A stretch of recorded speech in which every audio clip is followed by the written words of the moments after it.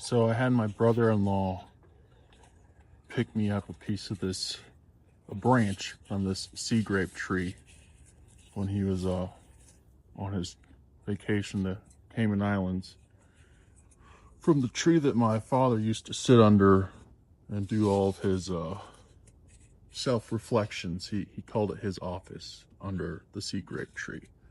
But so I had my brother-in-law get me this piece when he went there last, and I put a piece of it in a pressure pot, or not a pressure pot, a vacuum chamber.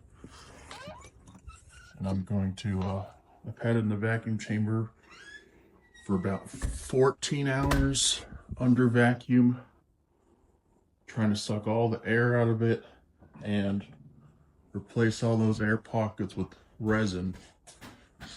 And I'm gonna go check that out now. I had the vacuum on there for 14 hours and then I let it sit submerged without vacuum for about 24 hours. So it should, hypothetically, if I did it right, it shouldn't float, it should sink, because all those air pockets have been filled with resin.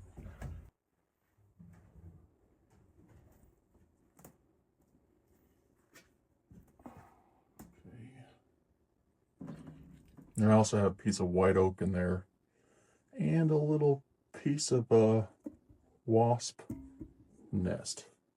The white oak is still floating. I guess I'm gonna try and have to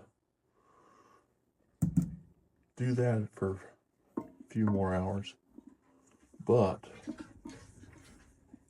the sea grape definitely sinking.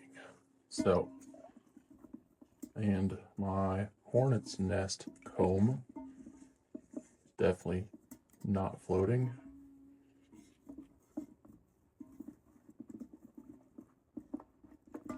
Oh, yep, I had 2 pieces of sea grape. Now if I could find, there it is. Yep. Hey, that didn't turn out too bad.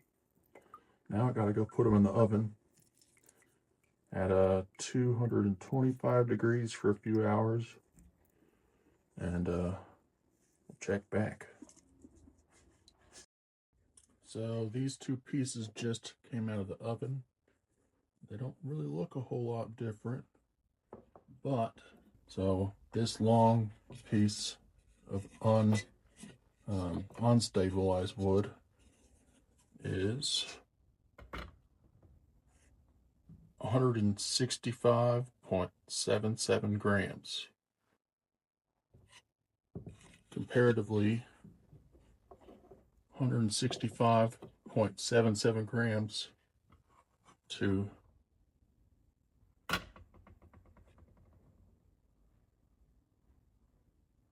that's a hell of a lot more.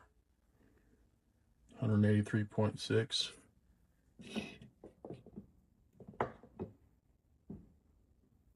$183.6. Yeah. So those will hold up much stronger in a knife handle and much more resilient to water. And they'll polish up really nice as well. I could polish this wood up to a mere finish versus this would just fall apart. So this is the knife I made that I've been procrastinating on for more than a year now because I've never made a hidden tang knife. So this is a new process for me. But I was going to, or I'm still planning on using this piece of it's a piece of red cedar from my property, piece of white oak from the first tree my father milled down on his property, and a piece of maple here. I think that might be curly maple, I can't remember, from our house, my childhood home that we grew up in. My dad raised us in. And this piece of maple is from the tree that he would play horseshoes under every day. So yeah, but that's another piece of white oak, which I guess I don't really need.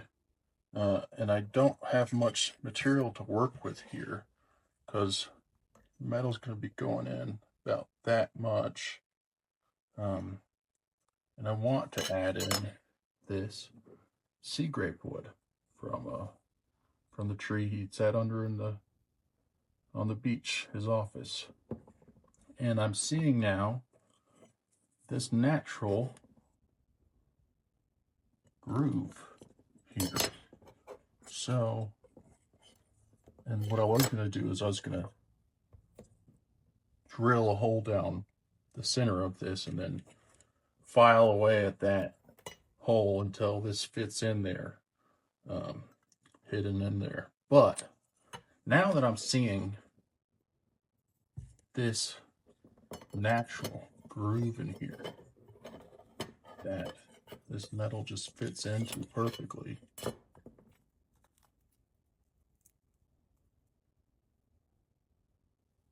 I'm trying to come up with another idea for implementing all those, but also making taking advantage of the stability of that already natural indent in the wood. Yeah. Anyways, stay tuned.